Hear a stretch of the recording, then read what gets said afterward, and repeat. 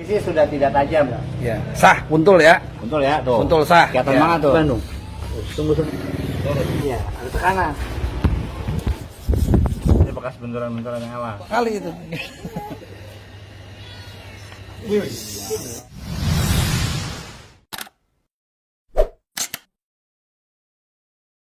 Dari awal pisaunya ditumpulin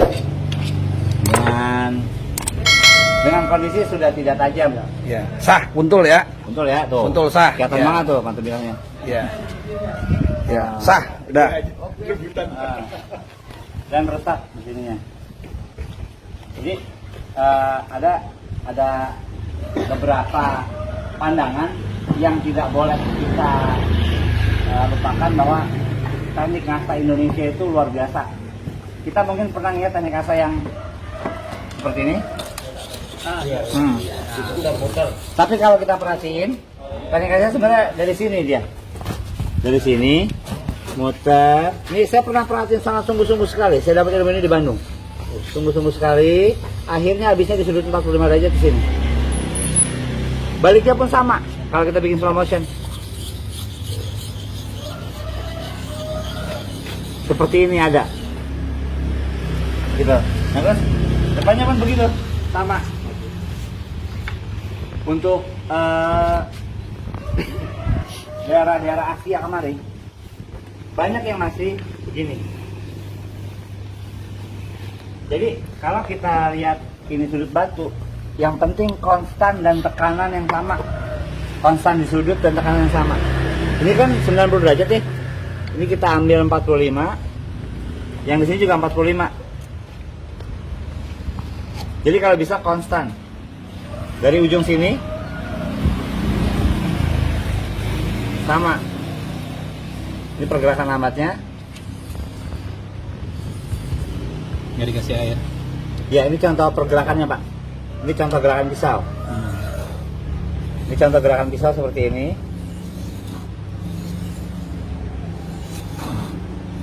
Seperti ini gerakan pisaunya.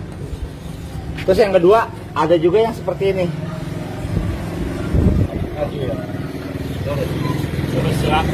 Iya.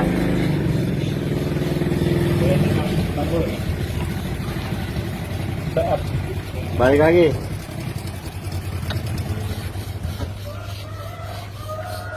Ini seperti ini. Ternyata berapa idealnya batu asan yang kita butuhkan? Yang pertama 2 kali panjang bilah, setengahnya berarti. Jadi kalau kita punya bilah segini-gini, batu asan segini udah cukup. Atau kebalikannya, kita punya setengah dari batu asan ini, segini udah lebih dari cukup. Ini buat ngasah pisau bisa enak sekali, buat ngasah golok juga enak sekali. Jadi dimensi batu asannya sudah cukup. 19 cm itu cukup, bahkan lebih dari cukup. Bahkan di SWAT, saya pernah lihat orang pakai batu asan segini. Segini. Kecil banget. Tajam. Ada dua yang kedua, dalam mengasah diusahakan ada yang kasar dulu. Ada yang kasar ke yang medium, dan ke yang halus. Yang halus. Jadi yang sering kita lupain dalam mengasah, pertama sudut asah, yang kedua konstan, yang ketiga tekanan. Ada yang ngasih gini aja, ini nggak tajam. Ternyata untuk memulai mengasah, kita pakai batu ngasah pakai teori cara kita. Sudut asah cara kita. Disesuaikan untuk kebutuhan penyembelihan. Jadi pada saat ngasah awalan, kalau bisa tekanannya sebesar 2 kilo atau minimal 1,5 kilo tekanannya.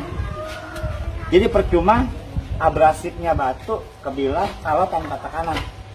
Jadi dibutuhkan sedikit tekanan. Ya, ada tekanan. Itu nekannya bolak-balik apa gimana? Pada saat ke depan. Ya. Jadi kalau ke belakang ini berkurang. Ya, kurang. Kalau saya pribadi, kan tadi saya bilang ngasah cantik nggak boleh fanatik. Itu masing-masing beda. Kalau saya power saya taruh di sini, ini kontrol. Power saya di sini. Gitu. Di sini power. Ini kontrol. Mau miring apa gitu. Ini kontrolnya ada di sini. Kalau saya tetap di sini. Mengasah 2/3 ke depan, kontrolnya di depan, powernya. Kontrolnya tetap di sini. Tapi masing-masing punya kebiasaan. Tapi saya lebih mendorong ke sudut yang konstan sama tekanan. Kita coba ya.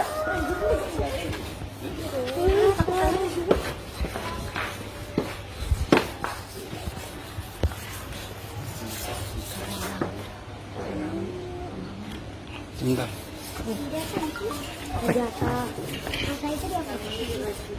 Tetap 45 derajat sudut sisinya. Jadi kebanyakan sini nggak kemakan.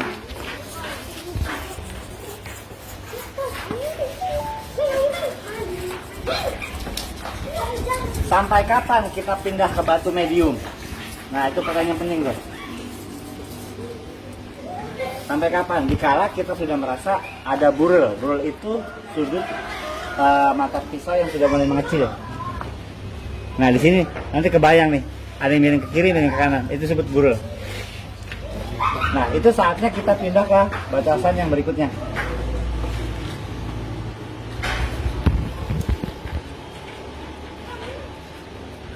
Ini sedikit lagi.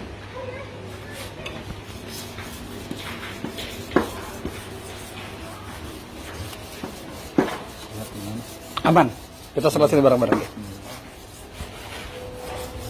Atau kalau mau ke musola agak sedikit 200 meter. Nah ini kalau udah mulai ada burulnya seperti ini, bisa kita balik ke sisinya. Ini yang agak belok kembali. Rasanya. Nih kalau didorong dia agak berserat. Di kemarin dia kosong, ini berserat. Berarti udah miring kemari.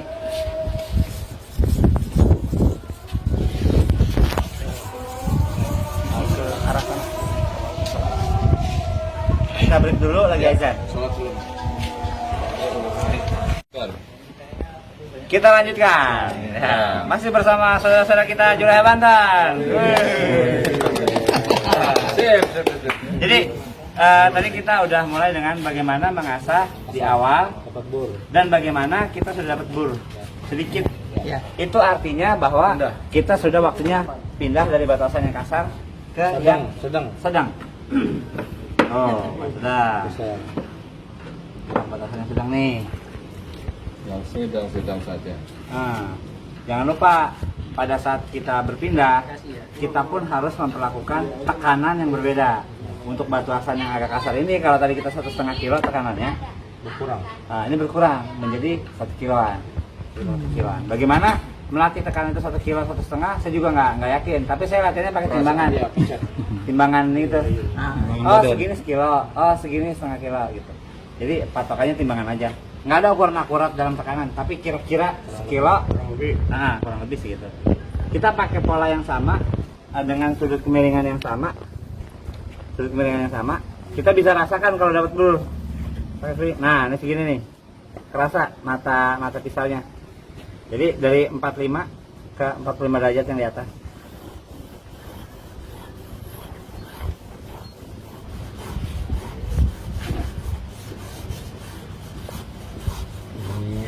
Tahan napas ya. Oh, tahan napas ya. Napasnya dikedet.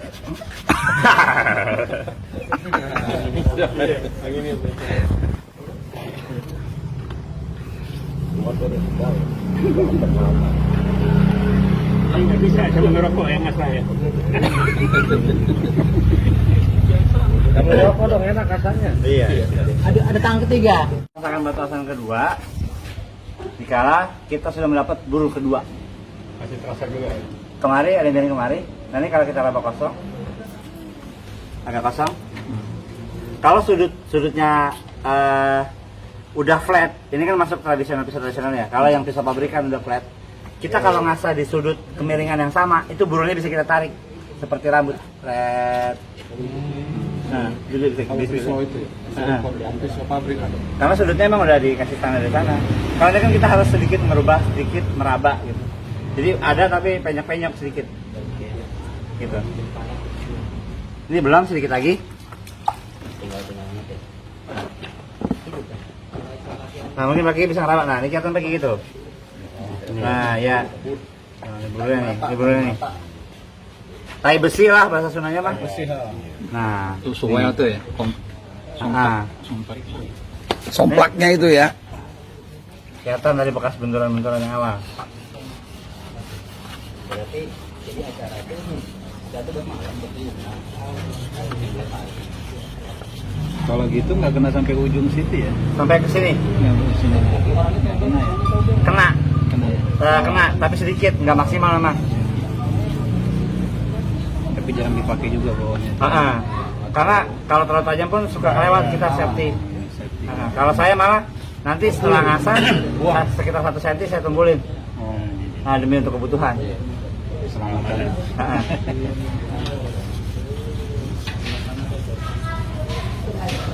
Ada itu kakak kan tuh?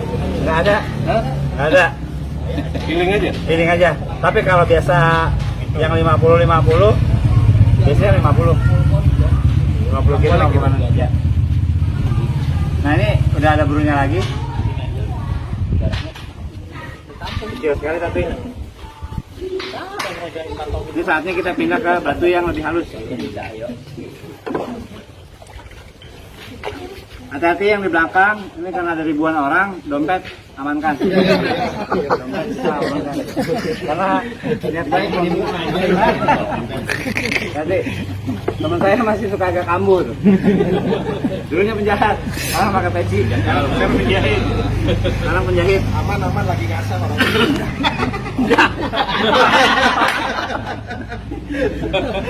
Dulu penjahat ya, sekarang penjahit ya. Jahit. Nah setelah sampai batu berikutnya, ini tekannya pun kita kurangi karena itu masuk proses finishing. Ada 2 proses finishing, yang pertama dengan menggunakan batu halus, yang kedua juga nanti pakai stropping. Stropping itu kulit. Itu kan cukur tuh ya biasanya. Bawah Ya. Bang cukur tuh biasanya pakai itu tuh. Ada gesper, ketinggangan yang ada. Enggak aja lu kuat ini. Ini lebih kasar. Udah ini. Udah ngikut. Udah main fisik gitu. Gitu. Penting sehat terus ya. Gue mah ketawa terus ya. Inilah ilmunya. Awet muda aja. Berapa kilo tekanannya berarti? Ini setengah kilo aja. Kilo. Kilonya berapa ya? Sudah ada setengah.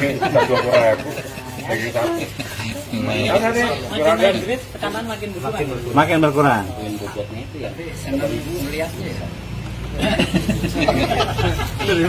Melakukan ya kan? Habis ini coba Habis ini cobain satu-satu nih.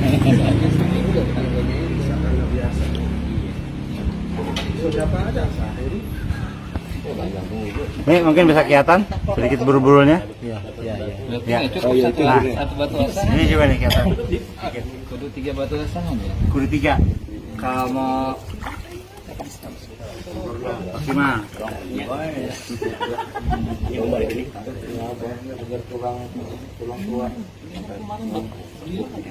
Kalau sudah ini pas pelaksanaan cuma horningnya aja pakainya ya. Iya, kemudian pakai bandingannya boleh. Kalau sudah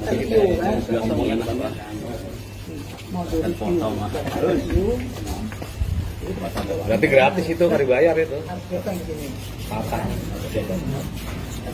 Ini upah ngasahnya berapa ntar nih? Tergantung. transfer aja. Transfer aja ya. Ada saya coba buang lagi Kalau sudah lama dari suaranya udah kedengeran. nggak tahu lu punya pakai apa ini? Minyak apa air? Sekarang semakin berkurang. Masalahnya ini DKM ini pelaksanaannya setahun sekali. Ya. Harus dipaksa 2 kali itu. Kalau ada orang akekaan Iya, bisa dibuat begitu. Di rumah saya udah begitu. Gitu. Oke kan? Ya.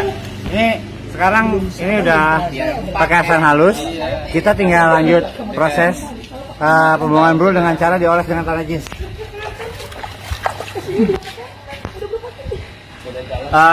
Proses stropping membuat brul ini kita bisa lakukan dengan kulit, dengan tanah jeans, dengan kardus, dengan koran, atau dengan kertas semen. tapi dengan kondisi yang flat rata. Nah sekarang kita coba pakai celana saya yang juta-jutaan ini. Perlu diketahui celana saya ini harganya 10 juta.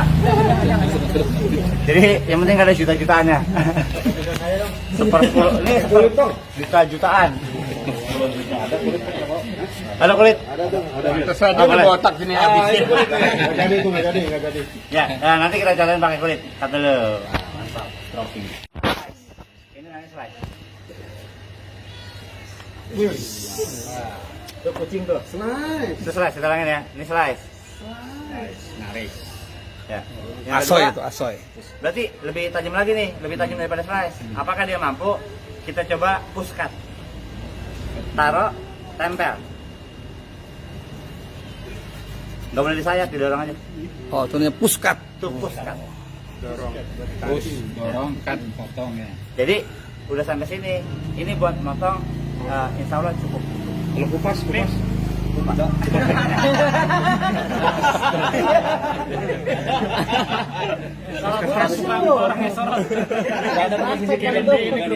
Atau mau lebih yakin lagi kalau bisa ini beneran tajam dengan cara memotong sudut. Kalau kita kertas lemak-lemak, logikanya kan banyak sudut. Dia memotong sudut jadi. Ini kita remas-remas. Harus kering. Harus kering. Nah ini dia kan bersudut-sudut nih. Apakah masih mampu memotong sudut kertas yang udah lecak? Lihat. Tuh. Masih tajam. Apa ciri-cirinya tajam? Dia nggak mengeluarkan serat. Halus. Ini kan? Ya. Jadi dia nggak ada serat yang serabut yang ke itu. Ini sampai di sini cukup. Mudah-mudahan bermanfaat. Tolong diestafetkan apa-apa yang udah kita